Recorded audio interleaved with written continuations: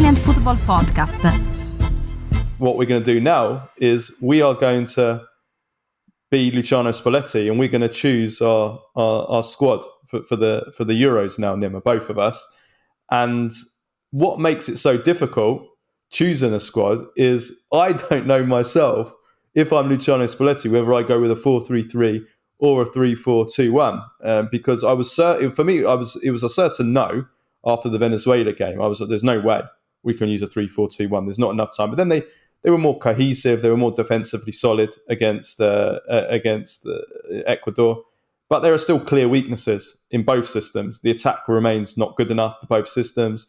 But I do feel like if we are going to use a back three, just use the entire interblock, Damian, Acerbi, Bastoni, and then, like I said, the wing backs, maybe even play Bernova as well, and Di Marco. You've got Barella in midfield. I mean, that's six of the seven first outfield players are Interisti. So the squad, it will depend on what we're going to go for, basically. But let's go through it then. Let's choose our squad, our Italy squad for Euro 2024. Let's start with the goalkeeper. The goalkeeping department, and this is probably the easiest one to do. So I'm going to read out the shortlist first. The shortlist of goalkeepers are Donnarumma, Vicario, Meret, Provedel, Carnesecchi, Di Gregorio at a stretch. We have to pick three. My three are Donnarumma, Vicario, and then the only debate is who you take as your number three. I'm taking Carnesecchi. The only reason for that is the number three goalkeeper never plays in any tournament. I'd rather take a young goalkeeper that can gain a bit of experience, or could be in 10 years' time. But it's good to have some experience, gain some experience, rather than an older one that's, what's the point? No, I tend to agree with that. I think, except for, I think that's usually what people do, don't they? I mean, they bring two established goalkeepers and they bring a young one so that he's used to having kind of, being used to, for the future, should he continue having a great career, that he's been to a tournament already and knows what it's about and can draw on that experience. I'm happy with that. I mean, let's remember, it's not a 26-man squad, it's a 23-man squad.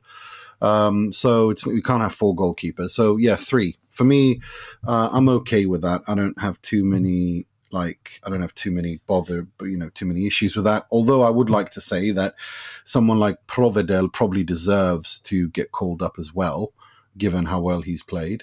Great. But so yeah, I mean, Di Gregorio has been outstanding. If we're going on form, he's had a fantastic season. I mean, I think together with Sommer, I mean, I think no one would disagree that they've probably been the best goalkeepers in the Serie A this season.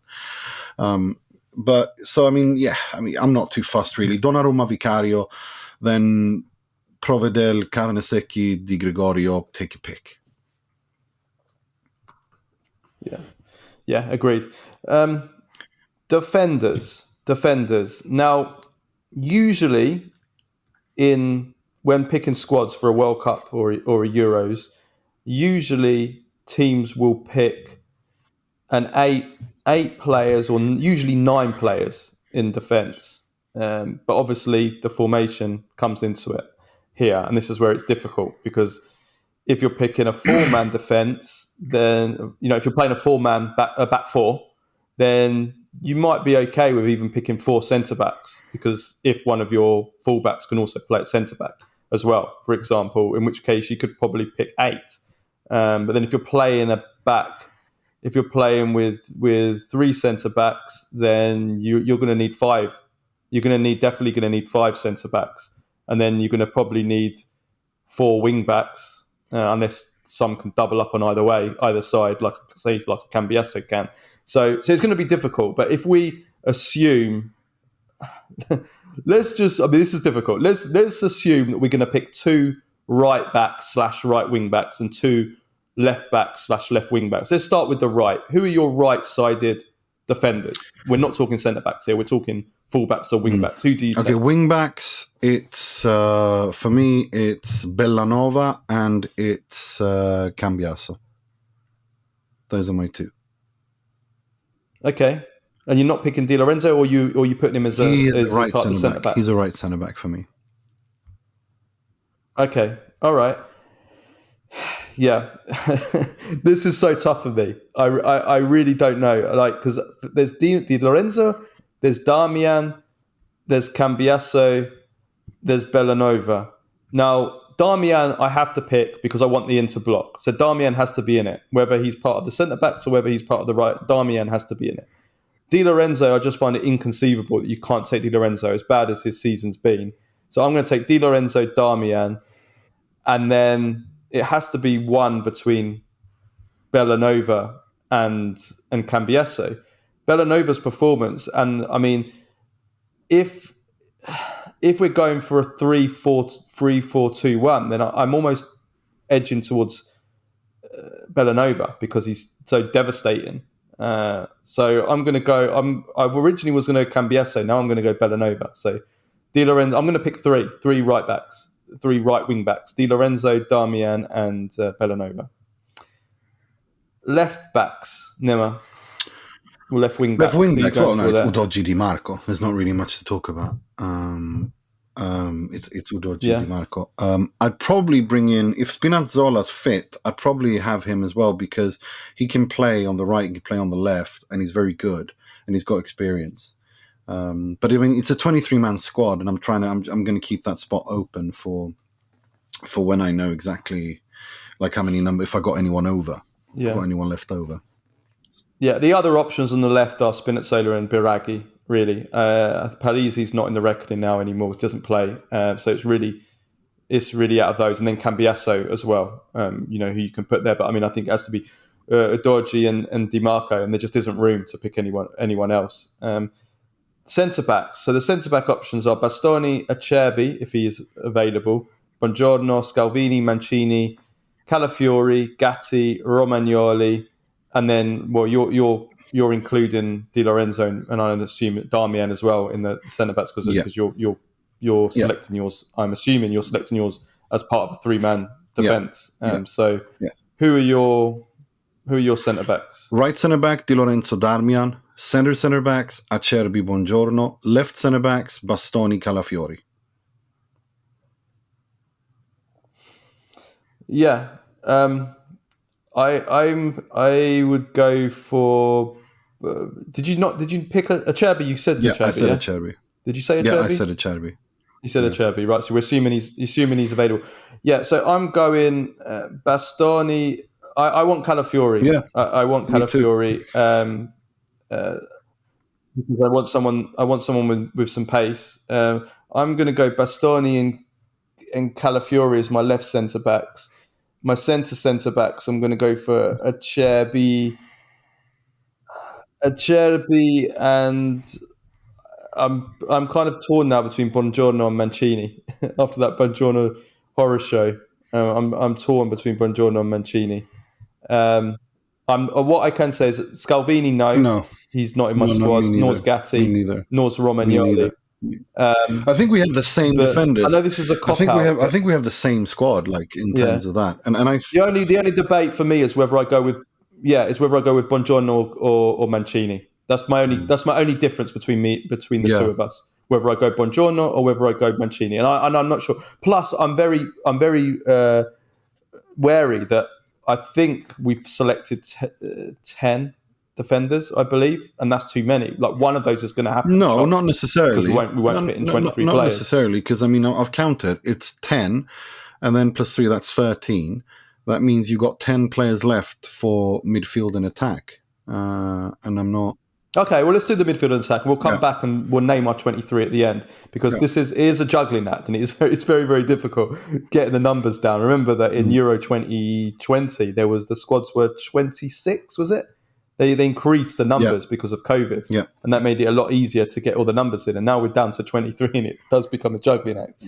So midfield, the shortlist here is, and our midfield depth is really not as big as it used to be. There's actually not much depth at all actually in our midfield. So we are 1 or 2 injuries away from disaster in midfield. We need to pray our midfielders stay fit. So we've got Locatelli, Jorginho, Cristante, Barella, Fratesi, Bonaventura, Pellegrini, Folorunshu, Colpani, Pessina, Verratti. I'm including him in the shortlist, even though it's unlikely. Casadei, Fabian, Bove. So 5 or 6 midfielders really we have to be picked.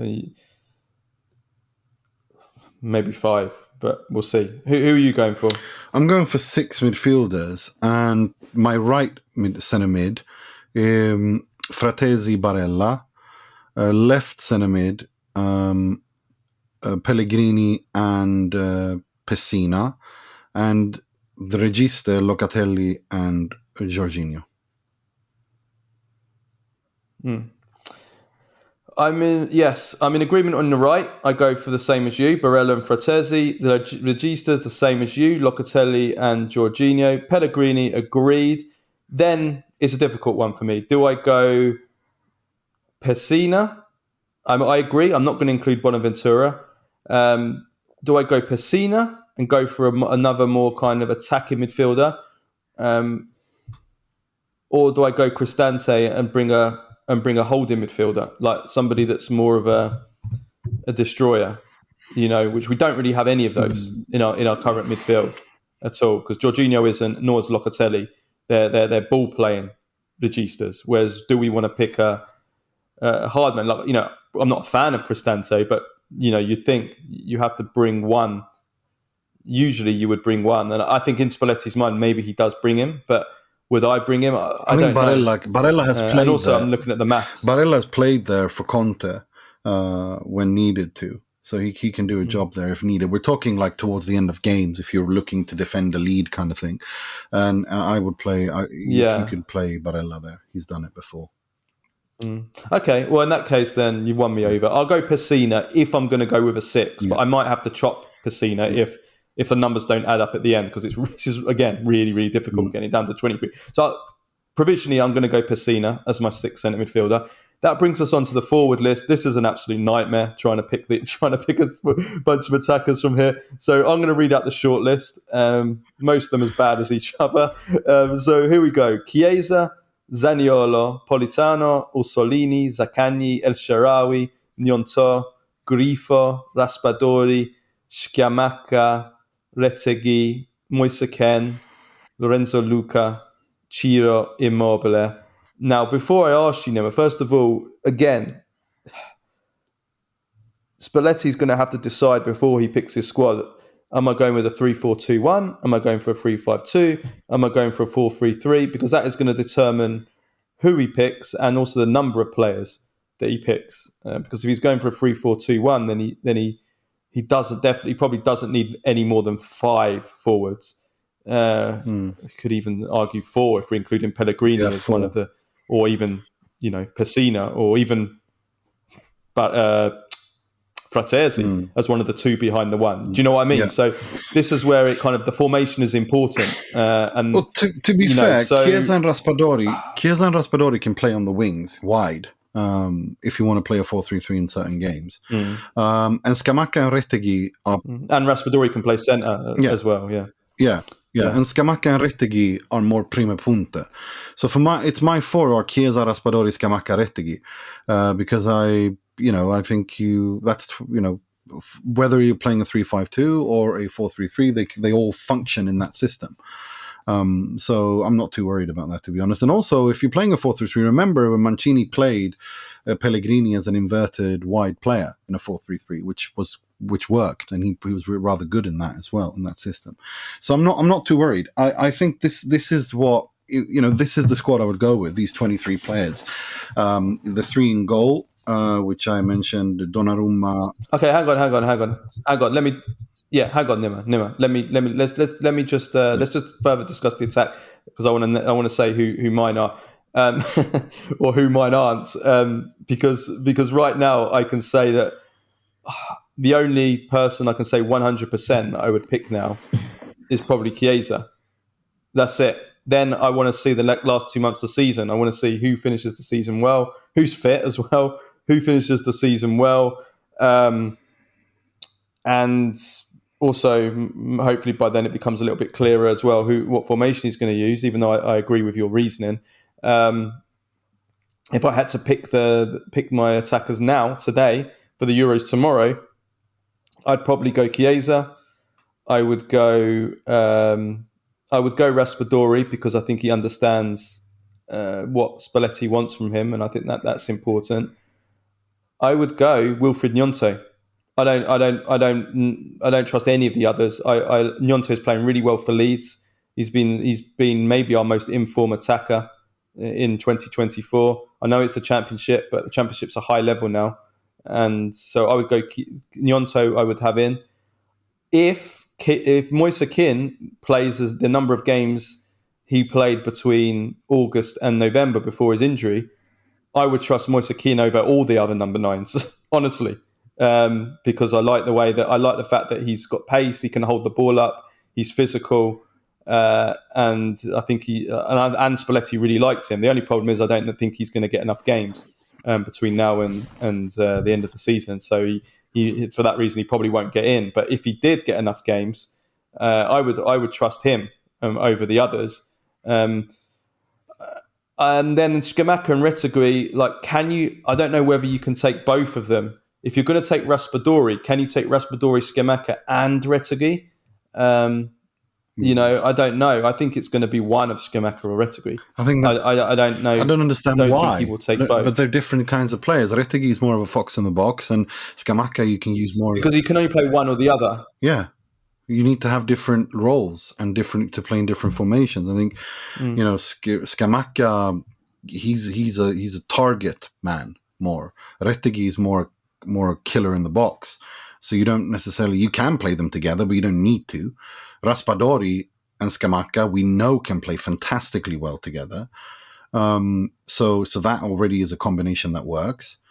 And Chiesa and Retegui, if Chiesa stops sulking and actually tries to do something, that and listen to Spalletti and what Spalletti wants.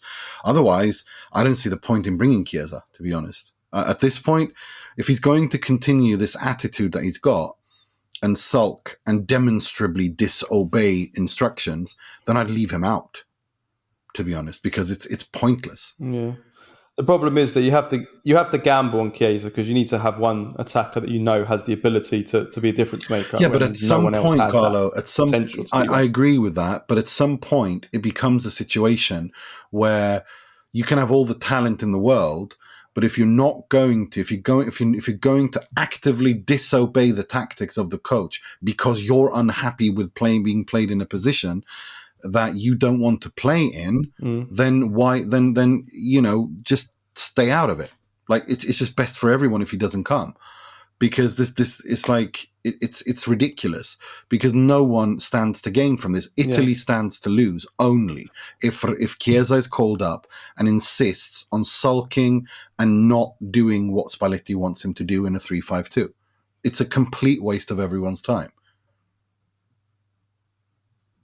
Yeah, well, that's a conversation the two of them are gonna certainly have to have. But yeah, I'm gonna go Chiesa, Gnonto.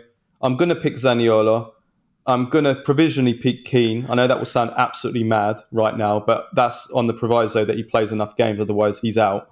I'm gonna go Raspadori as well, and then I'm gonna pick one of Scamacca or Retegui, depending on who ends the season. Who ends the season better? That's six. That's six players. But again, I might have to lose one of those players depending on who ends up getting picked. So go on then. You do your 23. Yeah. This is so hard to get it down to 23.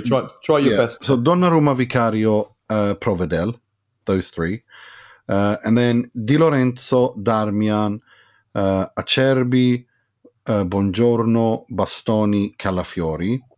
That's together with 3 of 6, that's 9. Then you have Cambiasso, Bellanova, Di Marco, Udogi, that's 13.